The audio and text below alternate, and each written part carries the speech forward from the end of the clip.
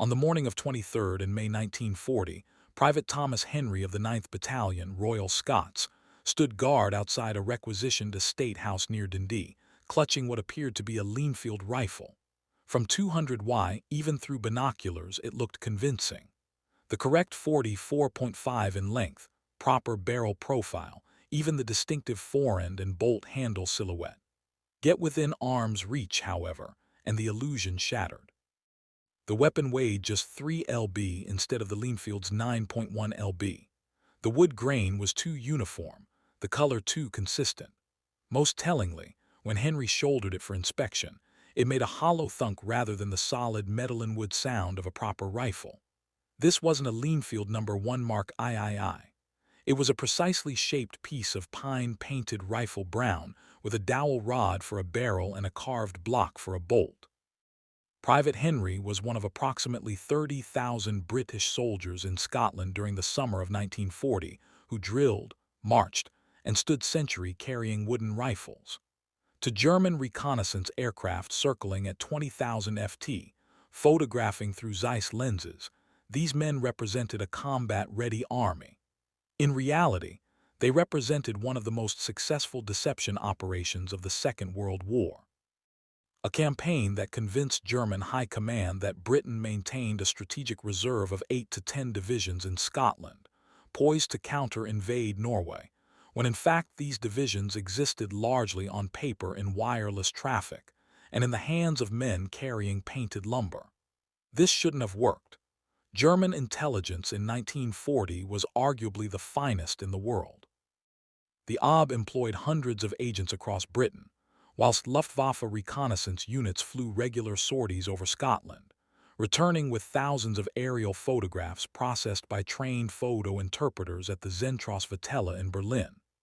These analysts could identify individual vehicle types from 15,000 ft, distinguish between operational and dummy airfields, and estimate unit strength by counting vehicles, tent lines, and latrines.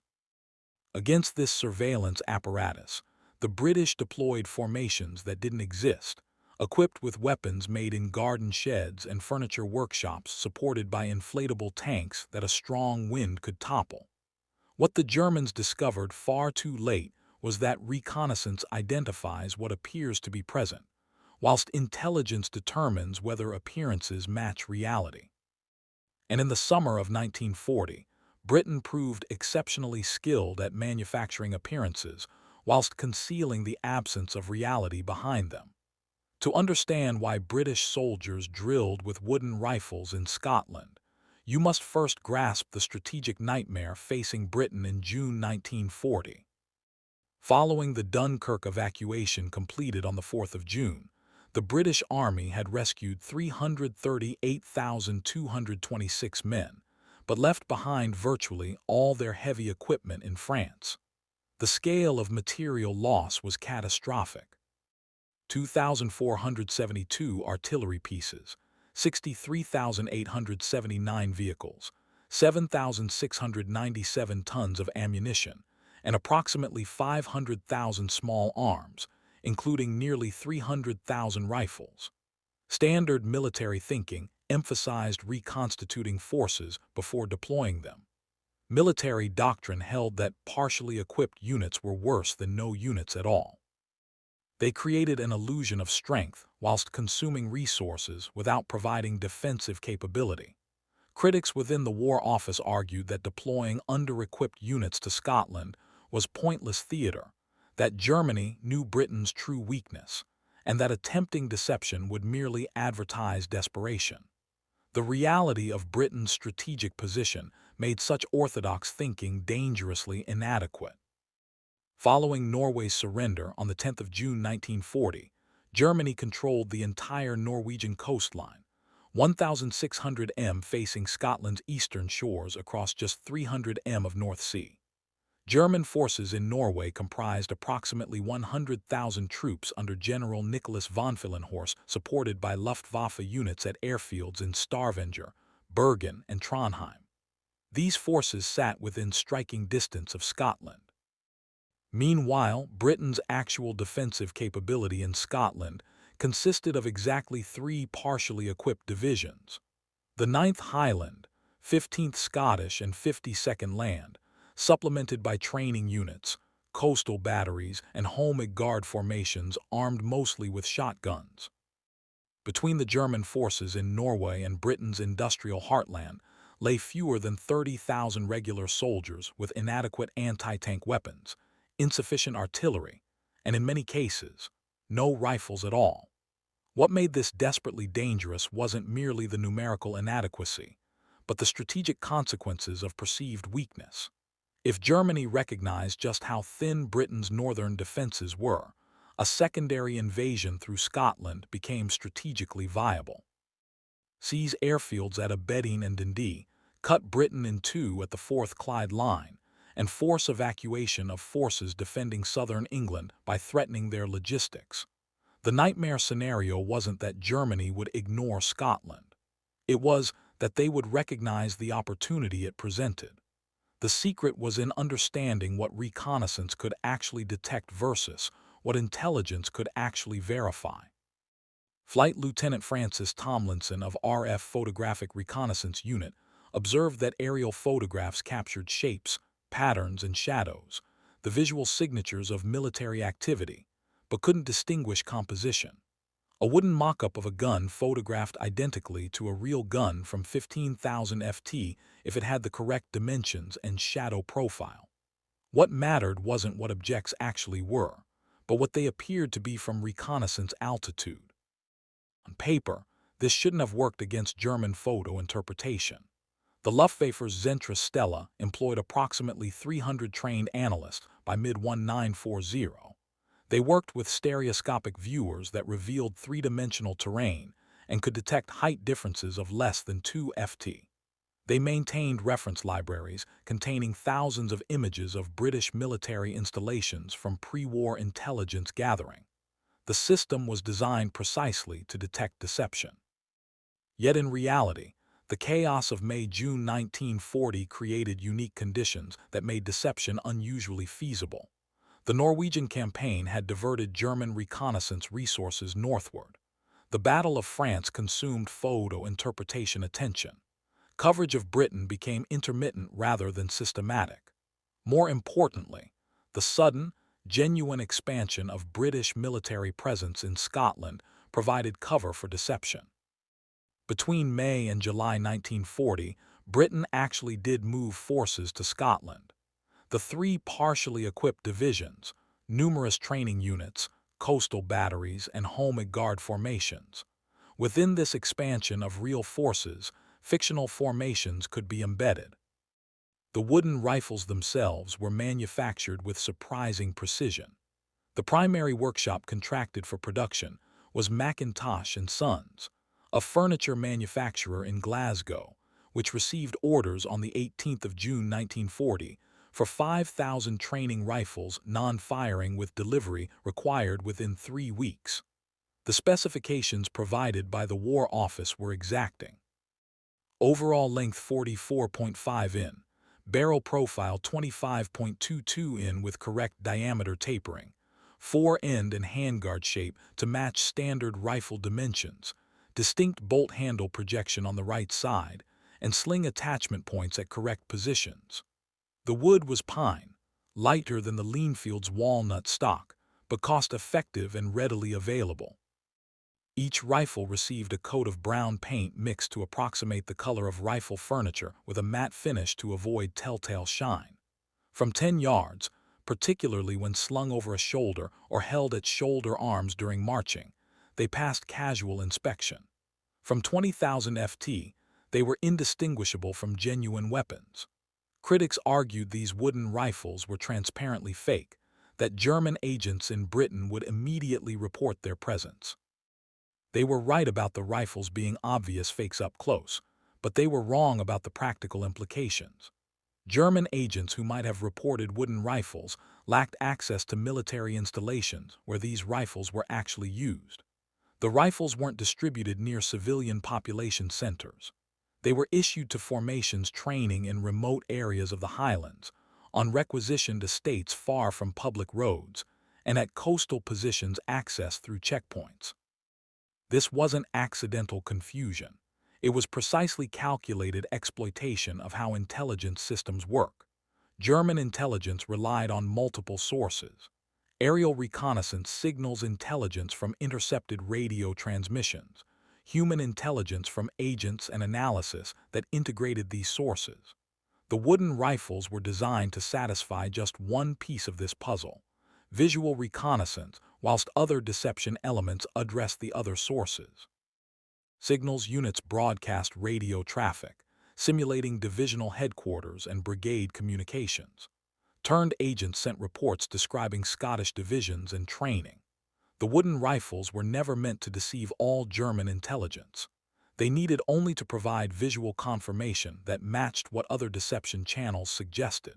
What made this work wasn't any single deception element, but rather a comprehensive operational design that created an entire fictional formation.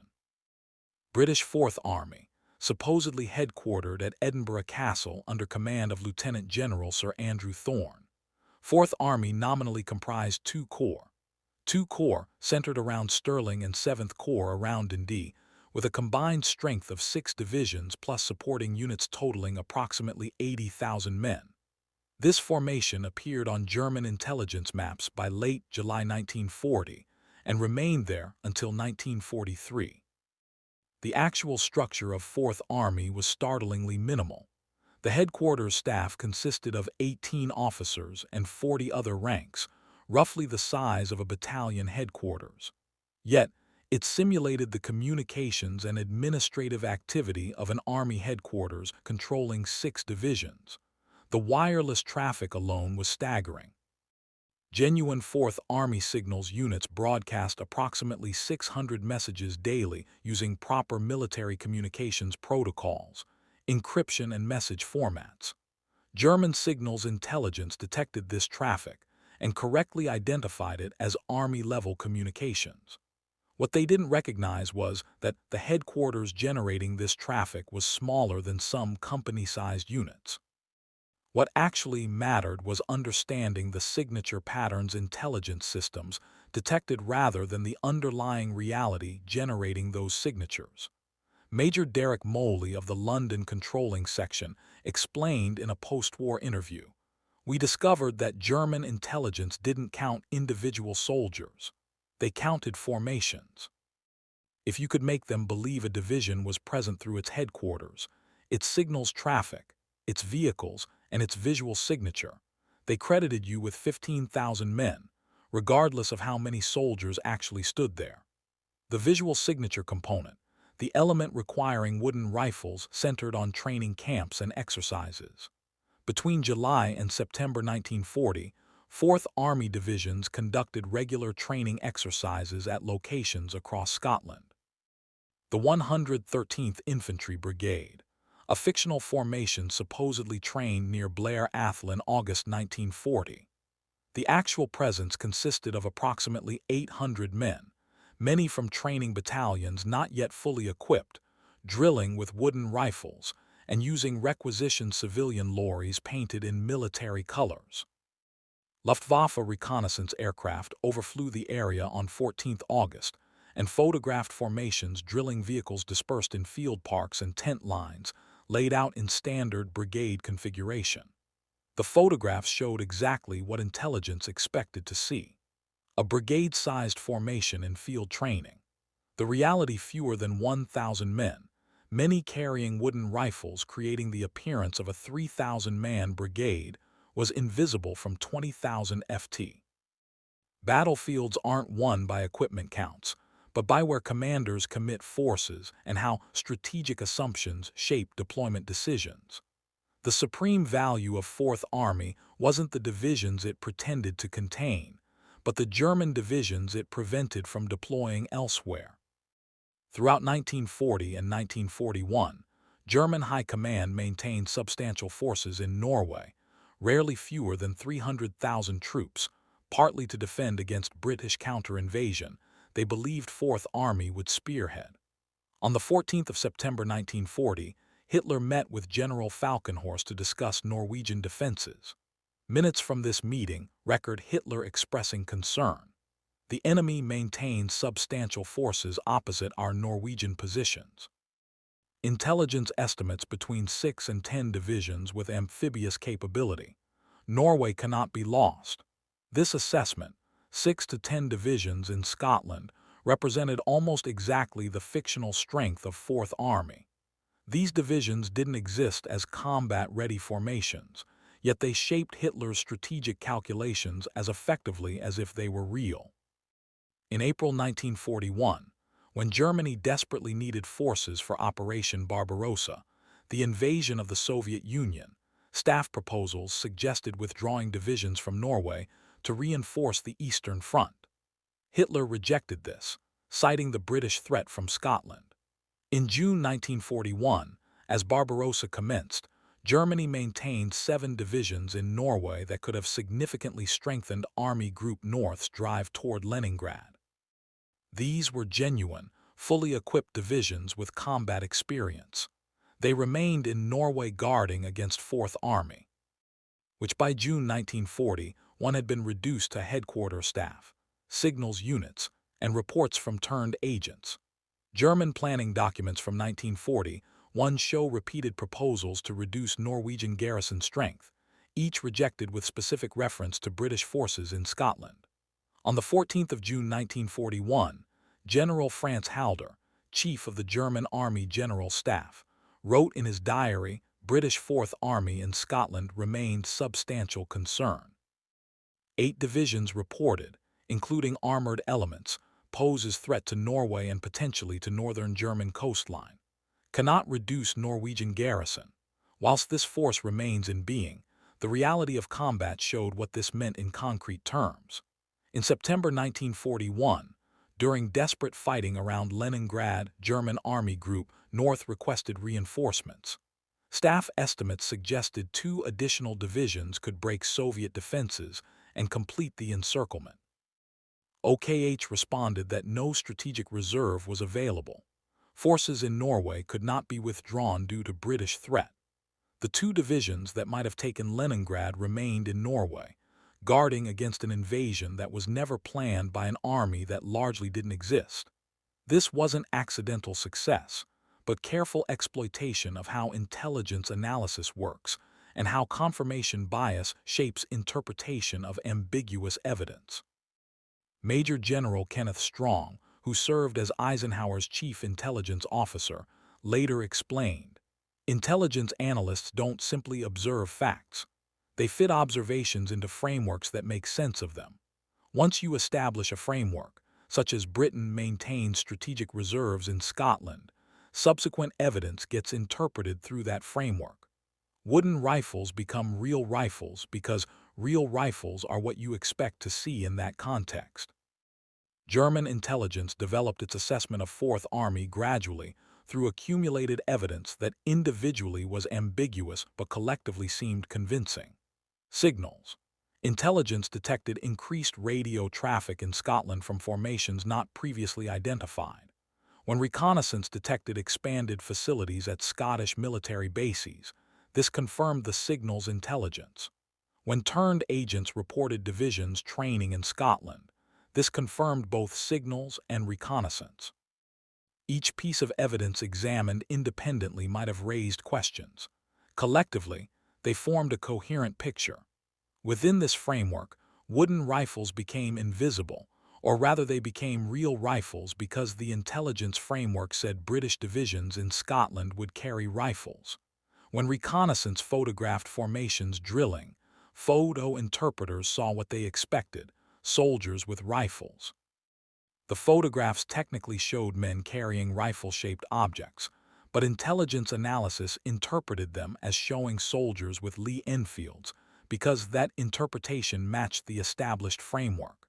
The possibility that Britain might be equipping divisions with wooden rifles seemed so implausible it wasn't seriously considered. This seemed like desperation, equipping soldiers with children's toys because real weapons weren't available. To commanders running deception operations, it meant something entirely different. Recognition that in modern warfare, what the enemy believes you possess shapes their behavior as effectively as what you actually possess.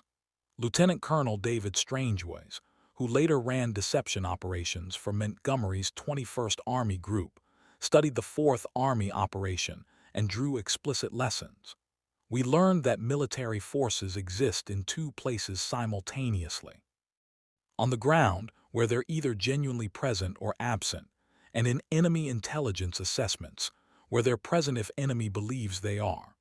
The wooden rifles taught us that creating belief requires understanding intelligence systems, knowing what evidence they collect, how they interpret it, and what frameworks shape interpretation. The principle extended far beyond wooden rifles in Scotland. Britain's subsequent deception operations, the fictional 1st United States Army Group, FUSAG, that supposedly threatened the Powder Kala before D-Day, the notional British 12th Army in Egypt, all descended from lessons learned with 4th Army. What made these deceptions work wasn't elaborate fakery, but understanding that intelligence systems observe signatures and interpret them according to frameworks. On paper, this shouldn't have worked against military intelligence services employing thousands of analysts and systematic collection capabilities. Yet, in reality, intelligence systems proved consistently vulnerable to deception that understood and exploited their operational logic. Intelligence doesn't directly observe reality. It collects information about reality through sensors and interprets that information through analytical frameworks. Control the information reaching sensors, shape the frameworks guiding interpretation, and you control intelligence assessments regardless of underlying reality. This wasn't merely about technology or intelligence tradecraft. It was about thousands of soldiers who spent months carrying fake weapons, drilling in fictional formations, and participating in an elaborate deception they understood only partially. Private Henry later recalled, "We knew the rifles were wooden. You'd be dar not to notice. What we didn't know was why. Officers said we'd get real rifles soon, that these were for drill practice while supplies caught up. We drilled, we marched, we stood sentry with painted wood, and we figured someone somewhere knew what they were doing." That faith that someone somewhere knew what they were doing characterized Britain's position in summer 1940. Following Dunkirk with France fallen and invasion expected, Britain's survival rested on improvisation, deception, and desperate measures. Wooden rifles were part of this larger story. The Home Guard drilling with pikes and shotguns, coastal defenses manned by artillery pieces dating from 1918, and everywhere people doing their best with whatever was available, whilst projecting confidence that somehow Britain would hold. The wooden rifle symbolized this moment, the gap between appearance and reality, between what Britain needed to be and what it actually was. Yet within this gap lay power. By controlling appearances, Britain shaped German beliefs, and through those beliefs shaped German strategy. The soldiers carrying wooden rifles weren't merely play acting. They were conducting warfare by other means, fighting in the realm of intelligence and perception rather than with bullets and artillery. What made this work fundamentally was understanding that modern warfare is as much about information as firepower, that controlling enemy intelligence can be as valuable as controlling terrain, and that soldiers carrying wooden rifles properly employed within comprehensive deception operations could achieve strategic effects that divisions of fully equipped troops might not accomplish. The Germans never discovered they were facing pine instead of steel. They simply kept divisions in Norway guarding against a threat that existed largely in their own assessments. By the time Germany recognized 4th Army's fictional nature, late 1943, when Allied invasion of France became obviously imminent, the deception had served its purpose. For 3 crucial years, it had tied down forces Germany desperately needed elsewhere, all through wooden rifles, radio transmissions, and the carefully managed appearance of an army that existed far more in German intelligence files than on Scottish parade grounds.